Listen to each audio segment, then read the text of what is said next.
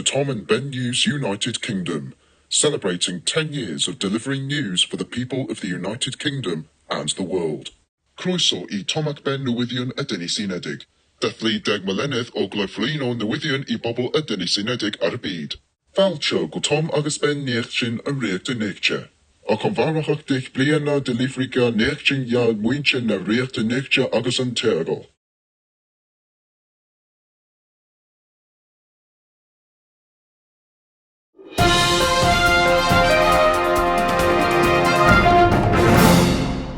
This is Tom and Ben News United Kingdom, with the Ben the talking dog and Tom the talking cat. Good evening. Thousands of people in London could be living in high-rise tower blocks with known safety features, according to a BBC investigation. More than 100 high-rise residential buildings across the capital were built using prefabricated concrete panels known as large panel system construction, though not all blocks are necessarily dangerous, but their structure means they are more prone to defects and weaknesses.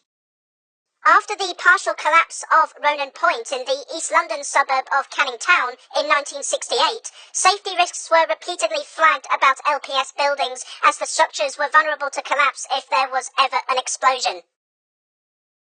At least 30 people are reported to have been injured, 17 of whom seriously, after a ski lift collapsed in northern Spain.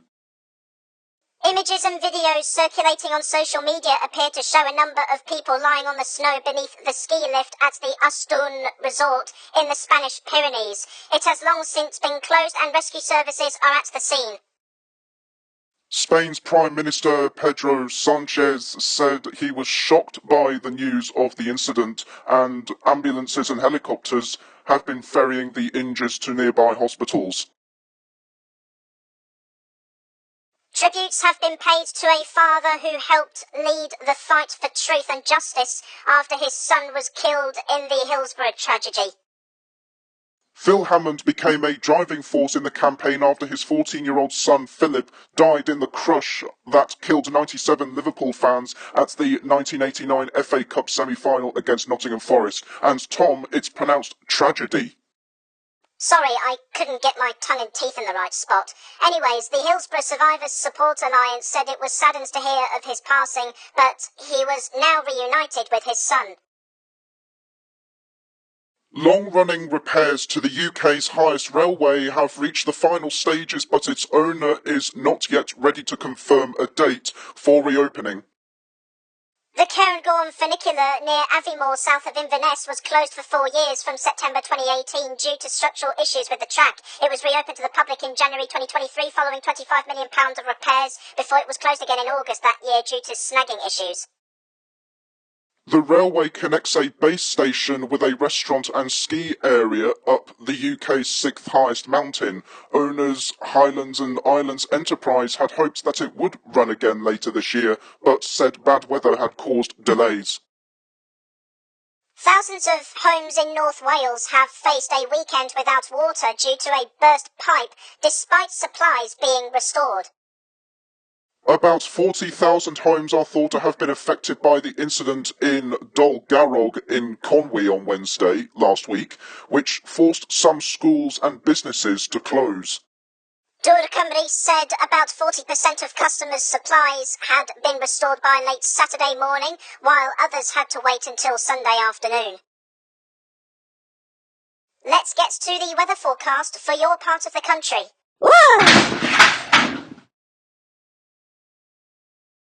Okay, are we still using £2 cheap chairs? I think we are, but we do need to get to the weather forecast now.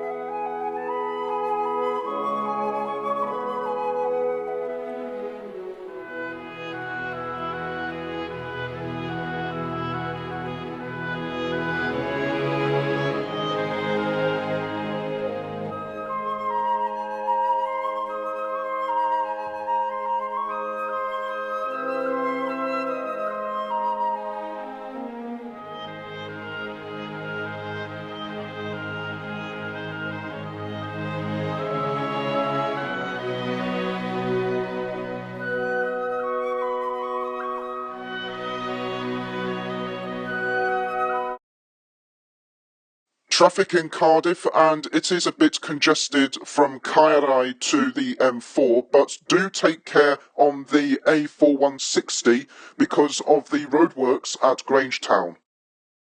That's all today. Have a nice day. Please hit the subscribe button. Thank you for watching, and we will see you next Thursday.